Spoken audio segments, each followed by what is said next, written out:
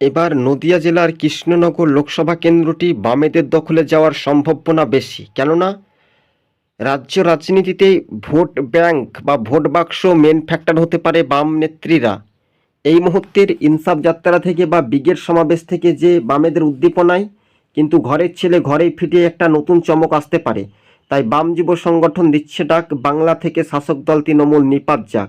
এই মুহূর্তে সবচাইতে বড় খবর, বিগ ব্রেকিং নিউজ দর্শক বন্ধুদেরকে আমরা জানাচ্ছি যে সিপিআইএমের ঘরের ছেলে কিন্তু ঘরেই ফিরে একটা নতুন চমক, যা সবুজ বঙ্গ নিউজ আপনাদের সঙ্গে প্রতিবেদনটি তুলে ধরছে। হ্যাঁ, বাস্তবে যে রূপরেখা মানচিত্রগুলো দেখার একটা বিষয় রয়েছে। স্বাভাবিকভাবে রাজনৈতিক তোড়জোড় কিন্তু কৃষ্ণনগর লোকসভা কেন্দ্রটি, এই কৃষ্ণনগর লোকসভা কেন্দ্রের আমরা যদি দেখি কিন্তু সমবায় নির্বাচন তার যে খাসতালুক লোকসভা এলাকার মধ্য দিয়ে অন্তর্বর্তী এলাকায় কিন্তু মানুষজন সমবায় নির্বাচনে বামেদের জয় জয়কার দেখিয়ে কিন্তু বামেদের ওপর কিন্তু একটা ভরসা রেখেছিল। স্বাভাবিকভাবে 2024-এর যে লোকসভা নির্বাচনে এবার বাম নেত্রী মীনাক্ষী মুখার্জির ওপর মেন ফ্যাক্টর বা ভরসা রাখতে পারবে বলে এমনটাই মনে করছেন রাজনৈতিক মহল। তবে সব জল্পনা কল্পনার অবসান ঘটিয়ে বাস্তবে যে রূপরেখা মানচিত্রগুলো দেখার একটা বিষয় রয়েছে। হ্যাঁ, 2024-এ যে লোকসভা ভোট, সেই লোকসভা নির্বাচনকে সামনে রেখেই কৃষ্ণনগর লোকসভা, তারপরে ধরুন ঘাটাল লোকসভা, যাদবপুর লোকসভা, প্রতিটি লোকসভা কেন্দ্রে যে বামেদের জয়ী হওয়ার সম্ভাবনা বেশি, কিন্তু কৃষ্ণনগর লোকসভা কেন্দ্রে বামেদের দখলে যাওয়ার একটা সম্ভাবনা বেশি। সেখানে তৃণমূল সাংসদ মহুয়া মিত্রকে পরাজিত করার একটা লক্ষ্য ডাক দিচ্ছে, কেননা সেখানে বাম জোট। এবার প্রশ্ন হচ্ছে যে ভোট, এবার জোটের ভোটটা কতটা প্রভাব পড়তে পারে, তা ক্ষেত্রে দেখা যাচ্ছে যে এবার পশ্চিমবঙ্গে কিন্তু তৃণমূল একলা চলো ডাক দিয়েছে, কেননা তৃণমূল হচ্ছে দেউলিয়া একটা সরকার, তৃণমূলের সঙ্গে কোনো রাজনৈতিক দল জোট করবে না। স্বাভাবিকভাবে তৃণমূল নিজের পায়ে নিজে ব্রেক মারবে এবং বিজেপিকে তারা আশ্রয় দিয়ে এই বাংলার বুকে তারা নিয়েছে, এবং এই সমীকরণের মানচিত্র রূপরেখাগুলো একটা স্বাভাবিকভাবে দেখার একটা বিষয় রয়েছে, এমনটাই রাজনৈতিক মহলে ধারণা। তবে সব জল্পনা কল্পনার অবসান ঘটিয়ে কৃষ্ণনগর লোকসভায় যদি আমরা দেখি সমীক্ষা মহল বা সমীক্ষক আলোচনায় পর্যালোচনা করে, তো নদিয়া জেলাতে বামেদের কিন্তু দাপট, আমরা দাপট দেখেছি পঞ্চায়েত নির্বাচনে বাম জোট থেকে, এবং যেখানে সমবায় নির্বাচন হয় শান্তি অবাধে, সেখানে কিন্তু তৃণমূল হারে। এবার ভোটের শতাংশ যদি কাটতে যদি পারে, কয়েক শতাংশ যদি তৃণমূলের ভোট কমে যায়, তাহলে বামেদের জয় কিন্তু নিশ্চিত হতে পারে। বিজেপির সেই রকম ভোটের ফলাফল বাক্সে প্রভাব নাও পড়তে পারে, কেননা এবার বামেদের যে জয় আর সেই কৃষ্ণনগর বলুন, সেই যাদবপুর বলুন, বা সেই ঘাটাল লোকসভা বলুন, বা দমদম লোকসভা বলুন, প্রতিটি লোকসভা কেন্দ্রের মধ্যে গুরুত্বপূর্ণ যে জেলার অন্যতম সেই জেলা মানে নদিয়া জেলার কৃষ্ণনগর, এই কৃষ্ণনগর লোকসভা কিংবা আসানসোল লোকসভা, কিন্তু মানুষজন কাকে চাইছেন এটা নিয়ে একটা স্বাভাবিকভাবে দেখার একটা বিষয় রয়েছে। তবে রাজনৈতিক মহলে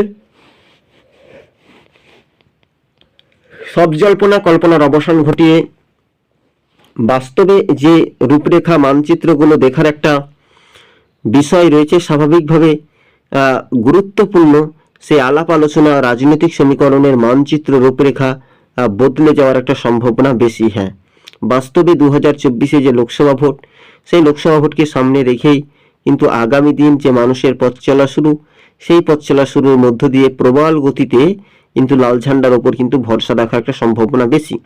তাই নদিয়ার যে তৃণমূল যে সাংসদ রয়েছে নদিয়া জেলার কৃষ্ণনগরের মহুয়া মিত্র, তিনি কিন্তু পরাজিত হবেন। হ্যাঁ, এবার মানুষজন কিন্তু বুথ ফেরত সমীক্ষার ইঙ্গিত দেখে কিন্তু ভোট কিন্তু একটা স্বাভাবিকভাবে একটা অনুমান করানো যায় যে কোন কোন জেলা থেকে কত শতাংশ ভোট পেতে পারে। কিন্তু লোকসভার গুরুত্বপূর্ণ আমরা দেখেছিলাম যে সমবায় নির্বাচনে দিনক্ষণে আমরা ধরে নিচ্ছি যে মীনাক্ষী মুখার্জি যদি প্রার্থী হয়,